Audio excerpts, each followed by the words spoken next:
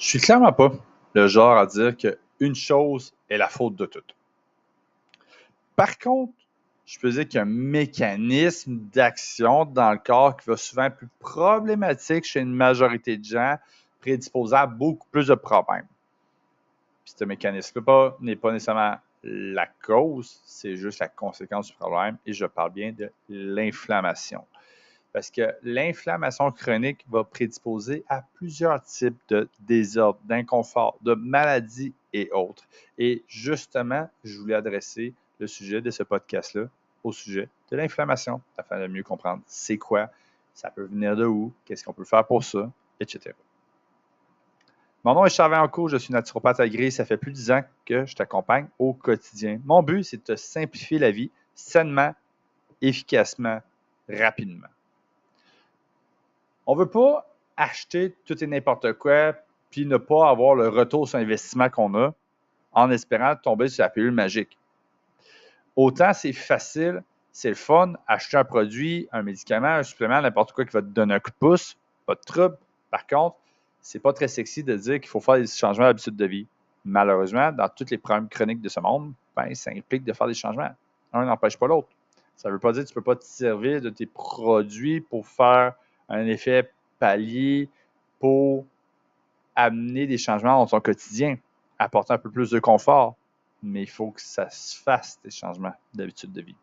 Parce que le problème avec l'inflammation est le suivant. Imaginez que vous êtes dans une bibliothèque. Il y a beaucoup de livres. Chacun des livres est un marqueur qui, de proche ou de loin, va favoriser l'inflammation. Puis il n'y a pas une substance qui touche à tout. Donc, c'est un sujet, un système qui est très, très complexe à détailler. Mais si on essaie de simplifier ça, l'inflammation, grosso modo, ça sert à quoi?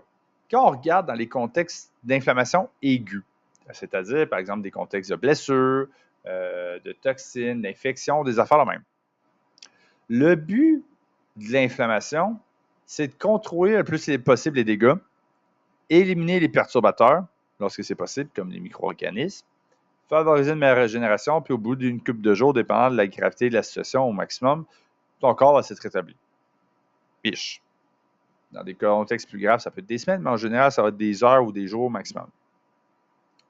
Parce que, pense à ça. Mettons que tu t'es écorché.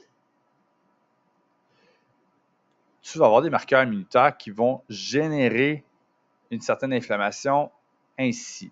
C'est-à-dire en favorisant une meilleure circulation sanguine, en stimulant la circulation sanguine, en faisant une perméabilité cellulaire. Donc, c'est-à-dire que tous tes marqueurs qui sont dans ton sang qui passent, ils fuitent un peu plus justement dans la région que tu as des dégâts, justement pour y amener des cellules immunitaires qui vont venir tuer des micro-organismes, bactéries et autres qui pourraient créer des infections. Après, certains marqueurs immunitaires vont favoriser une meilleure régénération. Donc, à court terme, no big deal. Puis, on peut aller pousser un peu plus loin si jamais c'est un cas un peu plus important. Exemple, avec tes hormones, tu vas produire du cortisol pour aider à gérer l'inflammation le plus possible. Ton système nerveux sympathique va favoriser un côté stimulant de la chose. Donc, tant au niveau nerveux, au niveau du cerveau, au niveau de la fréquence cardiaque, au niveau de la fréquence respiratoire, pour justement favoriser le mécanisme d'inflammation pour dire « Hey, on a besoin de gérer un problème là. » Jusqu'ici, ça a l'air assez désastreux, mais à court terme, le corps est très capable de gérer et ce n'est pas un problème. La problématique est lorsque l'inflammation devient chronique. Et il peut y avoir plusieurs raisons à ça, que ce soit dans un environnement pollué, le stress, que ce soit en lien avec des mauvaises relations, un danger, que ce soit la mauvaise qualité alimentaire, que ce soit des troubles digestifs, des troubles de sommeil, tu ne bois pas assez d'eau, tu as des carences, tu as des excès, des affaires même. Puis dans les excès, j'inclus aussi le tissu adipeux, parce qu'il faut faire une petite nuance qui va être importante ici. Les gens qui sont obèses, règle générale, le tissu adipeux, plus tu en as, plus il va favoriser une inflammation de bas de grade qui va être chronique. Cela dit, ce n'est pas tous les gens qui sont gros qui sont en mauvaise santé. Quand tu as tous ces facteurs, causes et autres raisons possibles qui peuvent favoriser l'inflammation, qu'est-ce qui fait que ton inflammation va devenir problématique? Ben déjà, le fait d'avoir des agents immunitaires qui vont tout le temps être demandés, ça va demander plus de ressources. Donc déjà, ça peut commencer à te dénutrir. Mais ensuite aussi, c'est que au niveau hormonal, quand tu produis du cortisol, entre autres, celui-ci va aller sur les récepteurs à glucocorticoïdes sur tes cellules pour agir. Le problème, c'est qu'il n'y a pas une hormone dans le corps qui devrait être indéfiniment trop haute. Donc, à un moment donné, pour éviter le stress oxydatif, afin de s'adapter, survivre le plus longtemps possible, il va se créer ce qu'on appelle une désensibilisation au niveau des récepteurs glucocorticoïdes face au cortisol. Ce qui veut dire qu'il va y avoir moins de récepteurs. Donc, c'est comme si chaque molécule de cortisol que tu mets en circulation, c'est une clé et tu enlèves une serrure de temps en temps. À un moment donné, tu n'auras pas le même effet parce que justement, c'est plus difficile de trouver des serrures. Mais le corps, il n'est pas con pour compenser, justement, pour éviter le stress oxydatif.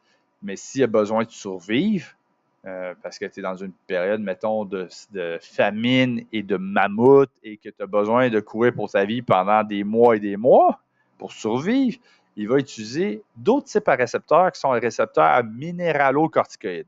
Puis lorsque le cortisol utilise ces récepteurs-là, il va générer plus d'inflammation. Donc, déjà que tu as des marqueurs immunitaires qui sont dans le décor, qui favorisent plus de perméabilité au niveau des cellules, il va faire des fuites pour favoriser des cellules immunitaires pour combattre davantage, ce qui va fatiguer, ce qui va amener un peu plus de dégâts, un peu plus de stress oxydatif, surtout s'il n'y a pas toujours quelque chose à guérir, entre guillemets, que tu as des hormones qui vont favoriser plus d'inflammation et qu'ensuite, ça dérégule également ton système nerveux parce que ton système nerveux, il y a deux modes. Il y a le mode sympathique et parasympathique. Sympathique, c'est celui qui est en mode un peu plus survie. Le mode parasympathique, c'est celui qui est en mode repos. Bien, c'est sûr que quand tu es en mode inflammation, tu vas être dans le mode sympathique.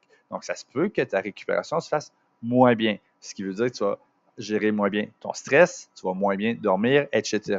Fait que, finalement, on comprend que le corps, quand il fait face à de l'inflammation en aigu, c'est pas si pire. Il gère. Sauf que si ça commence à durer trop longtemps, le mécanisme d'action qu'il y a en aigu, qui est très efficace, va commencer à coûter très cher et faire beaucoup de dégâts. Donc, le corps va devoir s'ajuster autrement pour compenser, continuer sa job. Malheureusement, à force de s'adapter et de changer, ben, les dégâts vont quand même finir par se cumuler de plus en plus.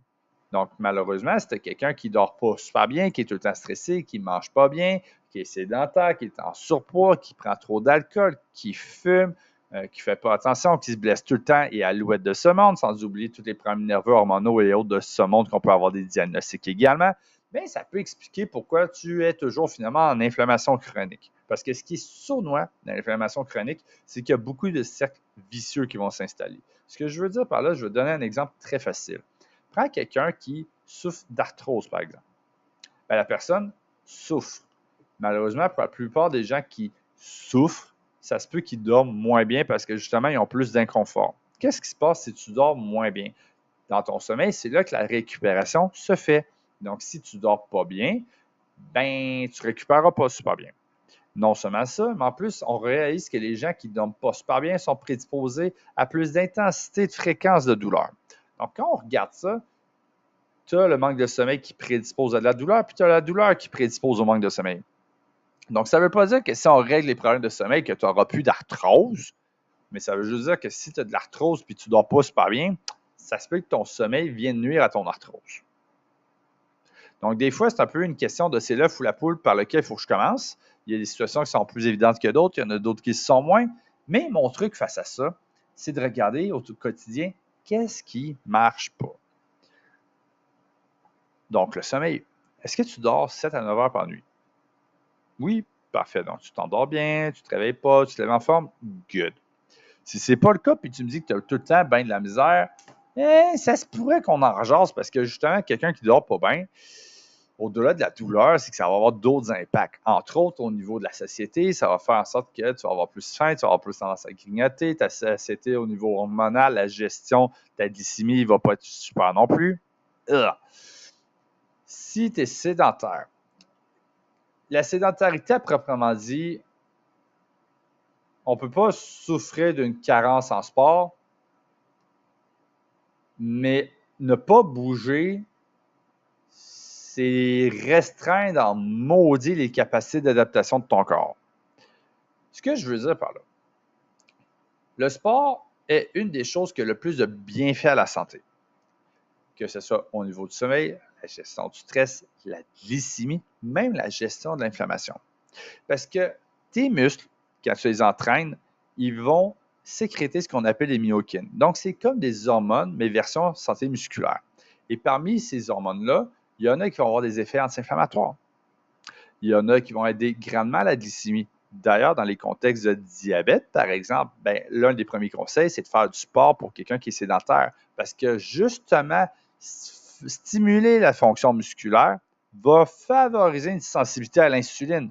Donc, si tu es capable de mieux gérer ton insuline, que tu as des problèmes de glycémie, que tes problèmes de glycémie font du stress oxydatif et qui peut entraîner vers une panoplie de problèmes métaboliques, ne serait-ce qu'en commençant par oxyder tes transporteurs de cholestérol, ce qui vient causer des problèmes de cholestérol dans le temps, ce qui peut amener à des problèmes de tension artérielle et autres, ben, tu vas avoir beaucoup de bienfaits à bouger. Donc, si toi, tu es quelqu'un qui commence à avoir des problèmes de tension artérielle, de glycémie, de cholestérol, puis tu dis, la glycémie, c'est pas nécessairement de l'inflammation, c'est sûr que si tu as des problèmes de glycémie, oui, ça peut favoriser l'inflammation chronique. Donc, c'est clair que bouger dans la meilleure capacité que tu peux va définitivement t'aider à avoir des bienfaits. En plus, c'est qu'en faisant du sport, tu maintiens, oui, la masse osseuse, mais tu tiens aussi la santé osseuse. Parce que ce qui est délicat à comprendre avec la santé osseuse, c'est que la santé osseuse va être beaucoup affectée par les oestrogènes et aussi un peu la testostérone. Mais il se passe quoi quand tu es en inflammation chronique? C'est que ton corps va toujours prioriser la survie par-dessus tout. Et au niveau hormonal, on ne peut pas faire, comme on peut entendre souvent, des fatigues surrénaliennes ou des fatigues d'organes. Non, si c'est un cas médical, c'est de l'insuffisance, mais ça pour dire que le corps ne va pas se fatiguer à produire certaines hormones, mais il va plutôt canaliser son effort sur les hormones qui vont l'aider à mieux survivre, dont le cortisol. Donc, c'est sûr que si ton corps est occupé à produire plus de cortisol, peut-être qu'il n'est pas dans le meilleur état de favoriser la testostérone et l'estrogène, / comprendre que c'est peut-être pas la meilleure période pour te fertiliser et te féconder si tu es tout le temps en stress sur le bord de crever. Donc, si le sport peut non seulement aider à ta gestion au stress, peut aider à ta santé musculaire, à ta santé osseuse, peut aider à ton inflammation, définitivement, c'est intéressant. Mais ça va de même aussi avec toutes tes habitudes de vie dans le même genre de logique. Ce qui veut dire que si tu ne dors pas assez, si tu ne bouges pas, si tu ne bois pas assez d'eau, si tu ne manges pas assez de légumes, si tu ne manges pas assez de protéines. Donc, c'est un ensemble de facteurs à voir. Est-ce que tout est là? Puis, s'il y a des choses que tu sais que tu as plus de misère que d'autres, tu peux travailler là-dessus. Donc, ça ne veut pas dire que si tu es quelqu'un qui est stressé à côté, que de gérer ton stress et d'apprendre à méditer, tu n'auras plus d'inflammation. Mais définitivement que si tu diminues ton stress, ta perception au stress, que tu améliores ta gestion au stress, que tu calmes les dégâts du stress, définitivement, tu peux quand même donner un coup de pouce face à ton inflammation. Donc, si on prend un exemple, parce que je sais que ça va quand même assez vite, j'essaie de faire un épisode relativement plus court que d'habitude pour voir justement si ça peut vous convenir davantage ou pas. Mais c'est de comprendre un exemple suivant. Disons que j'ai quelqu'un qui a des troubles digestifs. Elle a ses habitudes, il y en a qui sont bonnes, il y en a qui sont plus difficiles. Disons que ce qui est plus difficile, c'est qu'elle est une personne stressée. Puis ça a tendance à nuire à son sommeil. Puis quand elle est fatiguée, elle a tendance à consommer plus de café, mais c'est souvent des cafés sur Starbucks et autres avec bien du sucre raffiné. Puis elle ne mange pas beaucoup de légumes. Puis elle ne boit pas assez d'eau. Puis elle ne bouge pas parce qu'elle n'a pas le temps, puis elle court tout le temps. C'est sûr qu'on peut regarder la qualité alimentaire pour voir est-ce qu'il y a des déclencheurs. Exemple des intolérances. Est-ce qu'il y a des aliments qu'à chaque fois qu'il revient, elle réagit? Si oui, peut-être qu'on peut étasser de façon temporaire le temps de comprendre pourquoi. Est-ce qu'elle prend le temps de mastiquer? c'est sûr que si tu fais un concours de vitesse à manger, ben, non seulement mastiquer stimule le système nerveux parasympathique justement pour se détendre, ralentir, se reposer, que si tu ne mastiques pas assez, tu n'aides pas super bien à ta digestion. Donc, ça se peut que si ton bol alimentaire n'est pas bien préparé pour arriver à tes intestins, puis rendu à tes intestins, ça fait des maux de ventre. C'est évidemment le côté de l'environnement. On pourrait se poser, est-ce que dans un environnement stressant, qui la met en danger, qui est insécurisant, instable, qui manque de confiance? Il y a aussi à regarder. Mais c'est certain que si elle ne mange pas de légumes, peut-être qu'elle a des carences. C'est sûr que si elle ne boit pas beaucoup d'eau, ben, la déshydratation, ça fait que si tu n'as pas un bon volume hydrique, le mouvement de tes nutriments dans ton corps ne va pas se faire super bien. Si tu as de la misère à gérer ta vie et que tu ne fais pas de sport, que tu es sédentaire, ben c'est sûr que être sédentaire, comme je disais tantôt, c'est pas comme une carence en vitamines et minéraux où est-ce que tu vas développer des maladies, mais définitivement que le sport va avoir des bienfaits à t'apporter, donc sur la gestion du stress, sur le sommeil, entre autres aussi. Donc, c'est sûr que si au quotidien, cette personne-là regarde et elle dit, bon, mettons, j'ai de la misère avec mon sommeil, je pourrais mettre l'emphase sur mon sommeil. C'est génial, très bonne idée. Oui, on peut regarder avec des choses comme la lavande, la camomille, voire même du pavot de Californie, qui est une plante anti-inflammatoire au passage. Ça ne veut pas dire que ça va tout guérir ces problèmes de maladies et inconfort digestif. On est d'accord. Mais règle générale, si tu gères ton stress, tu dors mieux, tu as de meilleures routines de vie, tu as des meilleures qualités alimentaires, tu bois suffisamment d'eau, pas trop au repas, un peu plus en dehors au besoin, ça peut donner un Christi de bon coup de pouce. Ce qui fait maintenant la nuance entre si quelqu'un a mal au ventre, puis il fait juste prendre du curcuma. Mettons que le curcuma est suffisamment fort pour faire « Hey, j'ai un confort, puis ça m'aide à beaucoup. » Super. Est-ce que je règle le problème? Pas forcément. Parce que dépend, c'est quoi le facteur. Curcuma va pouvoir aider à un certain point, mais dans ses limites. Parce que si la personne, par exemple, elle dort toujours pas plus. Parfait, on a du curcuma qui, oui, est antioxydant, qu'aux antioxydants peut protéger les cellules du stress oxydatif qui peut être occasionné par un manque de sommeil à un certain point. Mais c'est certain que si tu ne dors pas, un jour ou l'autre, les dégâts vont se cumuler au niveau de ton système nerveux, hormonal et immunitaire, entre autres. Donc, même si tu n'as pas de troubles digestifs, tu peux avoir d'autres dégâts ailleurs. Donc, l'idée de la prévention, c'est pas juste de dire agir quand tu n'as pas de problème, mais c'est aussi que quand tu as des problèmes, de regarder c'est quoi les causes et facteurs qui sont là. Parce que ces mêmes causes et facteurs-là peuvent occasionner plusieurs problèmes. Si je faisais une analogie, ce serait comme de dire si tu as une maison qui a des infiltrations d'eau, c'est quoi les risques que ça peut amener? Non seulement ça peut amener à des problèmes de moisissure, ça peut fragiliser la structure. Si c'est vraiment très intense, puis selon la région ou la fondation, le type de fondation que tu vas avoir des problèmes de rats. Tu vois, genre, que selon ta situation, ton problème peut amener à d'autres problèmes. Mais la logique inverse est possible aussi. Dans le sens que si tu as des problèmes de sommeil, bien, ton problème de sommeil peut amener à des risques de développer des maladies cardiovasculaires, des maladies métaboliques, des maladies neurologiques, etc. Mais si tu règles ton problème de sommeil, bien, t'aides sur tous ces points-là aussi au passage. Donc, c'est certain que c'est plus facile à dire qu'à faire, mais juste déjà de prendre conscience là-dessus, c'est de se dire, OK, si je viens chercher, par exemple, un anti-inflammatoire parce que, mettons, j'ai mal à mon genou, peu importe la raison que c'est, super, pas de trouble. Mais si c'est un problème qui revient tout le temps, pourquoi? Puis autant en naturopathie, on regarde beaucoup de choses. Évidemment, on ne regarde pas toutes. Parce que j'ai beau regarder l'alimentation, j'ai beau regarder l'environnement, j'ai beau regarder les habitudes de vie, voire même te poser des questions en relation d'aide s'il faut. Mais si par exemple, tu as un problème au niveau de ta posture, et ta posture est croche, tu as une jambe courte, etc., ben, ça va peut-être plus en posturologie, en chiropratie, en ostéopathie, en physiothérapie et autres qui vont peut-être pouvoir t'accompagner là-dedans. Parce que c'est sûr que si tu passes tes journées debout puis tu es tout le temps croche, ben c'est comme une maison qui est croche, un édifice qui est croche, il va mettre de la pression sur certains points, puis c'est pas étonnant si ces points-là deviennent plus fragiles dans le temps. Donc, c'est juste de t'informer, de dire, OK, j'ai tout le temps ce problème-là, qu'est-ce qui peut occasionner ça? Si tu trouves des réponses qui ont du bon sens, même si tu penses que ça n'a pas forcément de lien Travaille là-dessus pour voir, OK, ça m'aide-tu? Oui, non, à quel point? Peut-être, parfait. Si je continue, je rajoute autre chose, est-ce que ça m'aide? Maintenant, si on regarde au niveau des anti-inflammatoires, il y a un point qui va être un petit peu plus complexe, mais ça va surtout s'adresser aux gens qui ont des diagnostics de problèmes de santé. Il y en a de tout genre. Autant ça peut être maladie de Crohn, l'arthrose,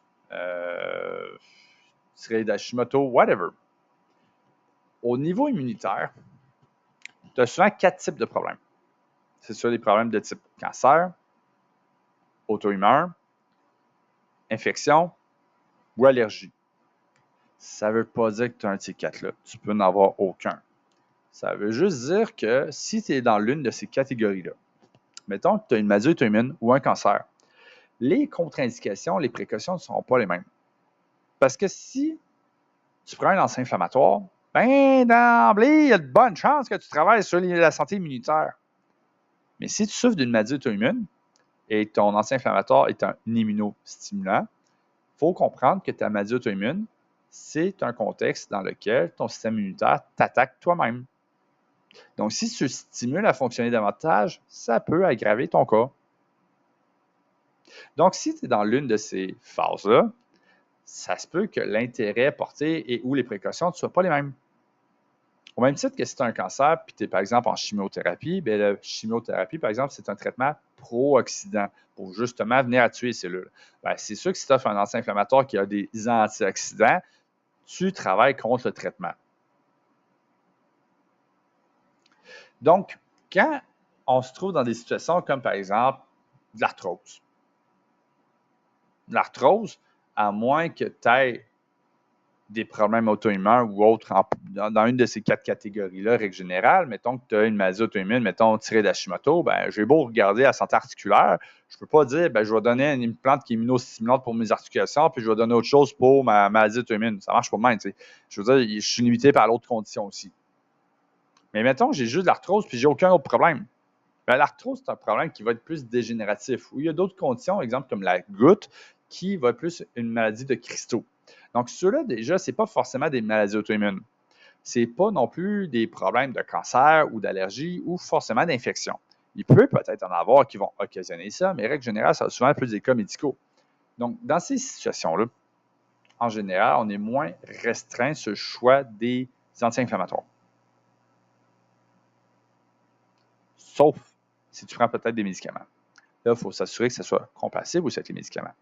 Donc là, oui, tu peux, t'informer auprès de ton naturopathe, mais ça se peut que celui-ci te réfère vers ton pharmacien, justement, pour voir, hey, t'en penses quoi de ça? Fait que même si ton pharmacien ne connaît pas forcément les produits de santé naturelle, il peut quand même fouiller, trouver la réponse, de voir, OK, il agit où? Il agit comment? C'est quoi ses impacts? Comment est-ce qu'il est métabolisé? Y a-t-il une interaction quelconque qui peut nuire aux médicaments? Est-ce qu'il y a une interaction qui pourrait expliquer, ah, ben, ton produit de santé naturelle peut nuire à l'absorption de mon médicament? Ou, ah, ben, si tu prends tel produit de santé naturelle, mon médicament va être trop fort, pas assez fort, va agir trop longtemps, pas assez longtemps. Ou, si tu prends tel produit de santé naturelle, tu pourrais avoir tels effets secondaires. Ah, ça ne veut pas forcément dire que les autres n'en ont pas. Puis un exemple niaiseux comme tout, c'est que si tu prends, par exemple, des antihypertenseurs, ben, dans la majorité des cas, l'hypertension artérielle est sournois. Les gens ne le sentent pas. C'est qu'ils consultent, ils font des suivis, puis le médecin il fait ah, ben, tu as un diagnostic d'hypertension artérielle, mais tu ne le ressens pas. Donc, si tu prends un médicament qui nuit à ton traitement pour l'hypertension artérielle, qui fait qu'il est moins efficace, ben, j'ai des nouvelles pour toi, il y a de bonnes chances que tu ne le ressentes pas non plus. Donc, ce n'est pas dans tous les cas que tu vas avoir des effets secondaires. Puis certains types d'interactions vont prendre du temps à s'installer. Donc, ça a de l'air compliqué, ça a de l'air lourd, ça peut sonner comme si je te rabâche les oreilles, puis je te mets dans une situation de je fais quoi maintenant? T'inquiète pas, les 5 prochaines minutes maximum vont être dédiées à ça. Donc, je te ramène au point tantôt que je t'ai parlé, c'est regarde les fondements de ton quotidien. Donc, regarde par exemple ton sommeil. As-tu de la misère à t'endormir? As-tu de la misère à faire une nuit complète sans te réveiller, sans avoir de la misère à te rendormir? Ça se peut peut-être que tu te réveilles, tu vas faire pipi, tu reviens 1 minute après, puis tu te rendors aussi vite, puis ça ne dérange pas. Peut-être pas de trouble. C'est sûr que si par contre tu fais pipi, tu reviens, puis ça te prend 2 heures de te rendormir, discutable. Si tu te lèves en forme aussi. Est-ce que ton alimentation a l'air du Nord-Américain moyen? Genre, le 2 tiers du panier d'épicerie, c'est des trucs prêts qui te restent quasiment juste à cuire. C'est du ultra transformé, beaucoup de raffinés, trop de sucre, pas assez de protéines, pas assez de légumes, pas assez de bons gras. Donc, si tu es du genre à manger, par exemple, 2 toasts au beurre de pinot le matin, tu te fais des petites pâtes blanches le midi parce que c'est rapide, c'est vite fait, merci, bonsoir. Puis tu te fais chauffer un petit truc dans le four le soir, exemple des côtes levées ou de la pizza, ça se peut qu'il y ait des manques. Je ne suis pas nutritionniste, je ne suis pas médecin, peut-être que je me trompe, peut-être qu'il y a des choses dans le décor que je ne vois pas, que je ne sais pas pour toi. Mais c'est sûr que si tu me dis, ouais, je ne suis pas très fort sur les légumes, ou je ne suis pas très fort sur les noix et graines, je ne suis pas très fort sur le poulet puis le poisson, moi, le déjeuner, c'est des toasts au Nutella, puis c'est pas mal ça. Puis je prends de l'alcool le soir aussi avec mon souper. Je te dis pas que tu vas tout arrêter puis tout changer du jour au lendemain. On est d'accord. Mais c'est sûr que si tu fais des petits changements, ben tu vas peut-être voir des petits résultats. Plus tu vas faire de changements, probablement tu vas avoir plus de résultats. Ça ne veut pas dire qu'on ne peut pas cibler les changements qui vont avoir plus d'impact. Si, par exemple, toi, ton problème, tu reconnais que ton sommeil, c'est un critique de problème. Ben, si tu sais que tu n'as aucune routine de vie, si tu sais que tu es stressé, que tu manges à peu près n'importe quelle heure, des fois tu sautes des repas, puis que ce soir, en plus, tu fais Netflix avec des chips et de la bière, peut-être apporter un peu plus de routine, puis améliorer ton, comment je veux dire, ta routine d'avant dodo, puis tes habitudes aussi, ça pourrait donner un coup de pouce. Je ne te dis pas que ça va tout régler, mais ça va déjà donner un bon coup de pouce. Mais si juste te dire, ben, arrête de boire de la bière et de manger des chips avant dodo, voici d'autres options plus santé, puis que, mettons, au déjeuner, je t'intègre un smoothie avec des œufs puis des petits fruits, parce que tu ne mangeais pas assez de protéines puis de fruits, je ne sais pas, whatever. Mettons que juste ça, c'est suffisant pour stabiliser ton énergie, moins snacker et être capable de mieux stabiliser ton énergie au courant de la journée pour que quand tu arrives le soir, tu es capable de faire dodo comme il faut. Ben, si juste ça, c'est suffisant pour diminuer tes douleurs, je ne te dis pas qu'on guérit tout. Mais juste ça, c'est un cristal de bout de chemin. Parce que tu n'auras pas un supplément ou un médicament qui va être safe à 100% chez 100% des gens, qui va fonctionner chez tout le monde sans aucune nuance, qui va tout guérir ton inflammation, et ça, à prendre à tout jamais et qui ne coûtera pas cher. Donc, regarde ton quotidien, voir ce qui marche pas, ce qui manque, voir qu'est-ce que tu peux faire pour améliorer. Puis des fois, ça ne prend pas grand-chose. Mettons, on va prendre le sport. Il y a beaucoup de gens qui disent « j'ai pas le temps de m'entraîner ». Bon, c'est sûr que si je te dis demain matin, tu vas te mettre à faire 6 heures de sport par semaine, ça se peut que tu me regardes, bro, tu veux que je fasse quoi, puis j'intègre ça comment à mon quotidien. Mais si déjà, juste te dire, écoute, chaque matin, tu prends 5 minutes, puis en 5 minutes, tu me tapes tant de squats, tu me fais des push-ups, tu me fais des abdos, puis chaque jour aussi, tu fais une petite marche, ça pourrait prendre 15 minutes total. Mais si c'est 15 minutes tous les jours, puis tu le fais tous les jours, tu vas quand même voir des bienfaits. Je ne te dis pas que tu vas avoir autant que celui qui fait 180 minutes de sport par semaine et ou plus, ou 360 minutes de sport par semaine. On est d'accord. Mais tu peux voir des bienfaits. Puis si juste ces bienfaits-là, c'est suffisant pour t'apporter les résultats escomptés, ben ça t'aide à prendre moins de suppléments. Ce qui m'amène d'ailleurs au deuxième point, les suppléments. C'est sûr que dans les produits anti-inflammatoires, il y en a à panoplie. Le curcuma est très populaire, mais il y a aussi beaucoup de contre-indications. Donc, si vous avez des médicaments, des maladies, faites attention à ça et informez-vous. Et il en va de même pour d'autres plantes comme la greffe de chat, la greffe du diable, la boswellia. Même les oméga 3, si tu prends des fluidifiants sanguins ou tu as tendance à saigner beaucoup, fais attention à ça. Donc, côté supplément, il y a quand même beaucoup de choix à considérer. Ce n'est pas un problème. Je te dirais, informe-toi en magasin, informe-toi en consultation, ça va nous faire plaisir. Mais l'inflammation, les douleurs, les inconforts, ça ne se résume pas à un supplément tout seul. C'est comme je dis, mettons, souvent, une migraine, ben, ce n'est pas causé par une carence en cyanol ou en curcuma. Il faut que tu comprennes pourquoi. Ça ne veut pas dire que tu ne peux pas prendre de curcuma pour t'apporter un confort. On est d'accord. Mais si tu vois que c'est récurrent, il faut se poser des questions si on veut que ça arrive moins souvent le plus possible. Passez une belle journée.